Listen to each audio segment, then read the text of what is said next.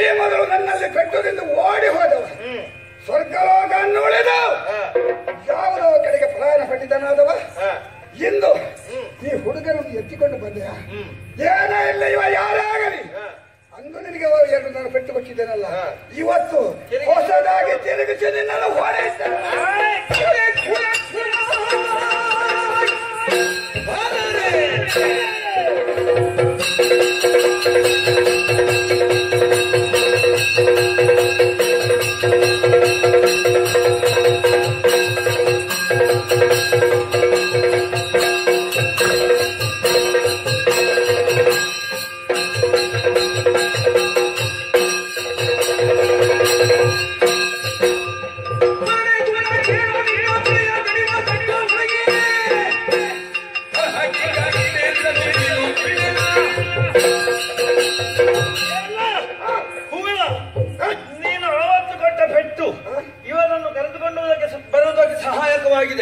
ಬ್ರಹ್ಮದೇವರ ವರ ನೆನಪುಂಟ ನಿನಗೆ?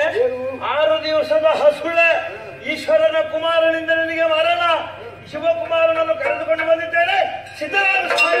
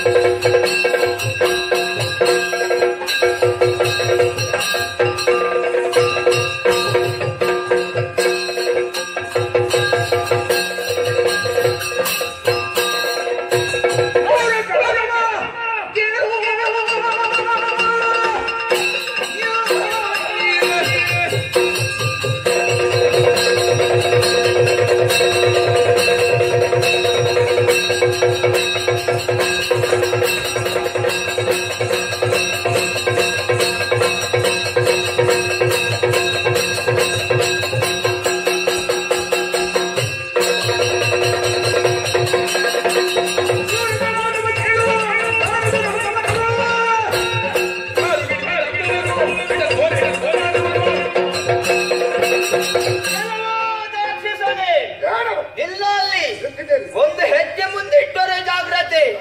ತಾರಕಾಸುರ ಎನ್ನುವಂತಹ ದೈತ್ಯ ನೀನೆಯಾ? ಎಂತಹ ಕಾರ್ಯಕ್ರಮ ಮಾಡಿದೆ. ನಿನ್ನದಂತಹ ಪುರದಲ್ಲಿದ್ದು ಅಧಿಕಾರವನ್ನು ನಡೆಸಬೇಕಾದಂತಹ ನೀನಿಂದು ಭೂಲೋಕ ಪಾತಾಳ ಲೋಕವನ್ನು ಸ್ವಾಧೀನ ಮಾಡಿಕೊಂಡೆ.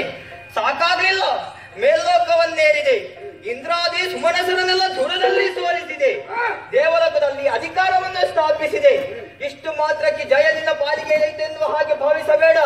ನಿನ್ನನ್ನು ಎದುರಾಗಿ ಬಂದವ ಶಿವಕುಮಾರ ಷಡಾಳ.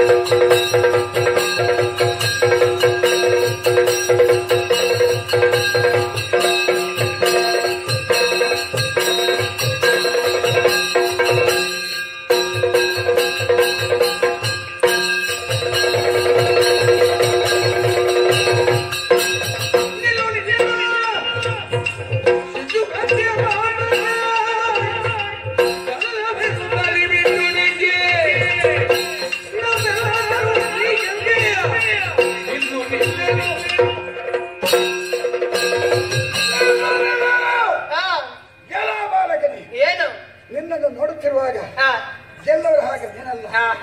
1 2 3 4 5 6 ತಲೆಯಿಂದ ಶೋಭಿಸುತ್ತಾ ಇದ್ದೀನಿ. ಅದಕ್ಕೆ ನೀನು ಹೇಳಿದ್ದು ನಾನು ಷಡಾಳ. ಏ ಹುಡುಗ, ಏನು ಜಡಿಗ, ನೀನು ಮೊನ್ನೆ ನೀನು ಆಗುವುದಕ್ಕೆ ನನ್ನ ಕುಲದೇವ ಶಂಕರ ಮಗ. ನನಗೆ ದೇವರು ಹೌದು, ಆದರೆ ಬರುವ ರೀತಿಯಲ್ಲಿ ಬರಲಿಲ್ಲ. ನೀನು ನನ್ನ ವೈರಿ ಎಂದಳ ಕೂಡ ನಿನ್ನ ಪಕ್ಷಪಾತಿಯಾಗಿ ನನ್ನ ವೈರಿಯಾಗಿ ಬಂದೆ. ಇನ್ನು ನಿನ್ನನ್ನು ನಾನು ಬಿಡುವುದಿಲ್ಲ. ನಿನ್ನನ್ನು ಕೊಲ್ಲುವುದಕ್ಕೆ ಸ್ವಲ್ಪ ಹಿಂದೆ ಮುಂದೆ ನೋಡ್ತೇನೆ. ಯಾಕೆ ಗೊತ್ತಾ? ಶಿಶು ಹತ್ಯೆ ದೋಷ ಬಂದ ತಂದು ನಾನು ಹಿಂಜರಿದ್ದೇನೆ. ಮಾರ್ಗವಿತ್ತು ಬಂಧನ ಬಿಡುವುದಿಲ್ಲ.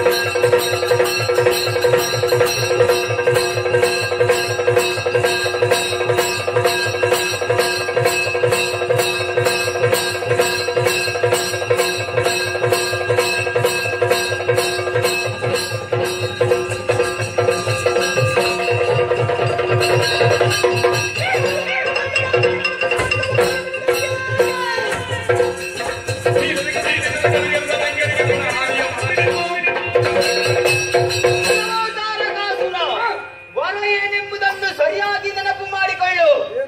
ಮುಂದೆ ಪುಟ್ಟಲಿರುವ ಶಿವಕುಮಾರನಿಂದಲೇ ಮರಣ ನಿನಗೆ ಎನ್ನುವ ಹಾಗೆ ವರವಿದೆ. ಏನೋ ಇಷ್ಟರ ತನಕ ಮಾಡಿದ್ದಾಯ್ತು. ಅದಕ್ಕೆ ಬೇಕಾಗಿ ಒಂದು ಬುದ್ಧಿಯ ಮಾತನ್ನು ಸರಿಯಾಗಿ ಕೇಳು. ಇಷ್ಟರ ತನಕ ಮಾಡಿದ ಅಪರಾಧ ಎನ್ನುವ ಹಾಗೆ ಕಾಲಿಗೆ ರಗು. ಒಂದು 4 ದಿವಸ ಆದ್ರೂ ಬದುಕ್ತೀಯ. ಇದೇ ಬುದ್ಧಿಯಿಂದ ಮುಂದುವರಿದು ಬಂದ್ರೆ ಕೊದೇ ಬಿಡ್ತೇನೆ.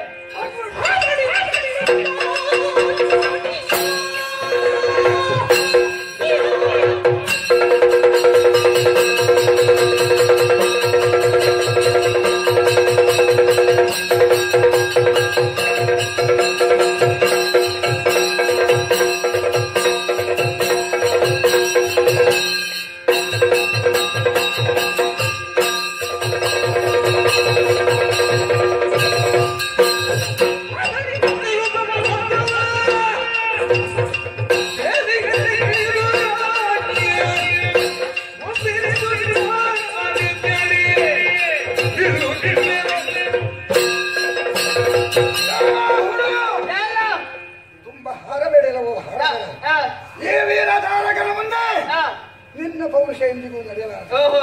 ಸಾರಿ ಹೇಳುತ್ತಾ ಇದ್ದೇನೆ, ಏನು ಸಮಾಧಾನ ಭೇದ ದಂಡ ಎಂಬಂತ ಚತುರೋಪಾಯ ಇದೆ. ಸಾರಿ ಸರ್ಪನನ್ನಾದರೂ ಕೊಲ್ಲಬಹುದು, ಹುತ್ತದೊಳಗಿದ್ದ ಸರ್ಪನನ್ನಾದರೂ ಸಾರಿ ಕೊಲ್ಲಬಹುದು ಎಂಬುದು ಶಾಸ್ತ್ರವೇ ಸಾರುತ್ತಾ ಇರುವಾಗ ಸಾಮನಲ್ಲಿ ಹೇಳಿದೆ. ದಾನರೂಪವಾಗಿ ಬೇಡಿದೆ, ಭೇದ ಕಲ್ಪನೆ ಮಾಡಿ ನಿನ್ನಂತವರಿಗೆ ಹೀಗೆ ಹೇಳಿದ್ರೆ ಅರ್ಥ ಆಗುತ್ತೆ. ಫಾಲೋ ಮಾಡ್ತೇನೆ.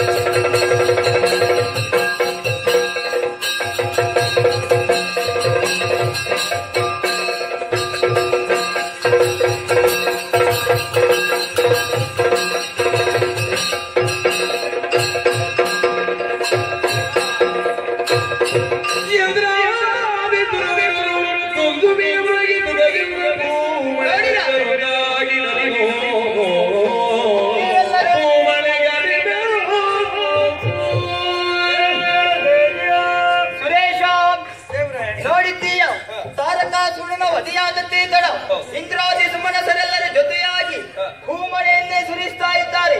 ಇಂದಿನ ದಿವಸ ಜಯವಿನ ಪಾಲಿಗಾಗಿದೆ ಅಲ್ವಾ? ಇನ್ನೇನಾಗ್ಬೇಕಾಯ್ತಲ್ಲ. ಈ ಮೂಲಕವಾಗಿ ಲೋಕ ಕಲ್ಯಾಣವನ್ನು ಮಾಡಿಕೊಟ್ಟಿದ್ದೆ. ನಮಗೆ ಶಂಖಪೀಠವನ್ನು ಕೂಡ ಮರಳಿಸಿಕೊಟ್ಟಿದ್ದೆ. ಬ್ರಹ್ಮದೇವರ ವರವು ಕೂಡ ನಿಜವಾದ ಹಾಗಾಯಿತು ಅಲ್ವಾ ದೇವರೇ? ಇಷ್ಟಕ್ಕೆ ನಾವು ಮುಗಿಸುವವರಲ್ಲ. ನಿನ್ನದ್ದಾದಂತಹ ಈ ಕೊಡುಗೆಯನ್ನು ಸ್ಮರಿಸಿಕೊಂಡು ಇದು ದೇವತೆಗಳೆಲ್ಲರೂ ಕೂಡ ಒಕ್ಕಲಿನಿಂದ ಜಯಘೋಷವನ್ನು ಹಾಕುತ್ತಾ ಇದ್ದಾರೆ. ಈ ಶುಭ ಸಂದರ್ಭದಲ್ಲಿ ನಿನಗೆ ನಾವೊಂದು ವಿಶೇಷವಾದಂತಹ ಸನ್ಮಾನವನ್ನು ಮಾಡ್ಲಿಕ್ಕಿದ್ದೇವೆ. ಇಷ್ಟು ಸಣ್ಣ ಪ್ರಾಯದಲ್ಲಿ ಸನ್ಮಾನ? ಅದೇ ವಿಶೇಷತೆ. ಯಾವ ರೀತಿಯಲ್ಲಿ? ಇಷ್ಟು ಸಣ್ಣ ಪ್ರಾಯದಲ್ಲಿ ನಿನಗೆ ಸುರಸೇನಾನಿ ಎನ್ನುವಂತಹ ಪಟ್ಟವನ್ನು ನಾವೆಲ್ಲರೂ ಕೂಡ ನಾವು ಕೊಡುವುದಲ್ಲ, ನಿನಗೆ ನಾವು ಬೇಡಿಕೊಳ್ಳುವುದು. ಆಗ ನಿನ್ನ ಮನಸ್ಸಿನ ಅಪೇಕ್ಷೆ ಏನುಂಟು ಖಂಡಿತವಾಗಿ ನಡೆಸಿಕೊಡ್ತೀನಿ. ಅದರ ಜೊತೆಗೆ ನನಗೊಬ್ಳು ಮಗಳಿದ್ದಾಳೆ, ದೇವಸೇನೆ ಅಂತ. ಮಗಳ? ಹೌದು. ಅದಕ್ಕೆ ನೀನು ಪ್ರಾಯಪ್ರಬುದ್ಧನಾಗುವಂತಹ ಕಾಲಕ್ಕೆ ಅವಳನ್ನು ನಿನಗೇ ಕೊಟ್ಟು ವಿವಾಹವಾಗುವ ಮಾಡುವ ಮುಖಾಂತರವಾಗಿ ನನಗೂ ಒಂದು ಭಾಗ್ಯ, ನಿನ್ನ ಮಾವ ಎಂಬ ಹಾಗೆ ಹೇಳಿಸಿಕೊಳ್ಳುವಂತದ್ದು, ಅದನ್ನು ನೀನು ಪೂರೈಸಿಕೊಡ್ಬೇಕು ಅಂತ ವಿಜ್ಞಾಪನೆ. ಮಾವಯ್ಯ, ಈಗಲೇ ನಿಮ್ಮ ಮನದ ಆಸೆ ಏನುಂಟು? ಬಾವಿ ಮಾವಯ್ಯ. ಹೌದು, ನಡೆಸಿಕೊಡುವುದಕ್ಕೆ ನಾನು ಸಿದ್ಧನಿದ್ದೇನೆ. ಸರಿ. ಆದ್ರೆ ಒಂದು, ಏನು? ಈ ವಿಷಯ ನನ್ನ ತಾಯಿಯಲ್ಲಿ ಹೇಳಬೇಕೋ ಬೇಡವೋ? ಹೇಳಬೇಕು. ಎತ್ತಿಕೊಂಡು ಬಂದಿದ್ಯಲ್ಲ. ಜೊತೆಗೆ ಅವರೇ ನನಗೆ ಹೇಳಿದ್ದಲ್ವ ಎತ್ತಿಕೊಂಡೇ ಬರಬೇಕು. ಹಾಗಾದ್ರೆ ನೀನೇ ಎತ್ತಿಕೊಂಡೇ ಹೋಗ್ಬೇಕು. ಅಲ್ಲಿ ಹೋಗಿ ಹೇಳಬೇಡ, ನೆಲದಲ್ಲಿ ನಿಂತು ನಿದ್ದೆ ಯುದ್ಧ ಮಾಡಿದ್ದು.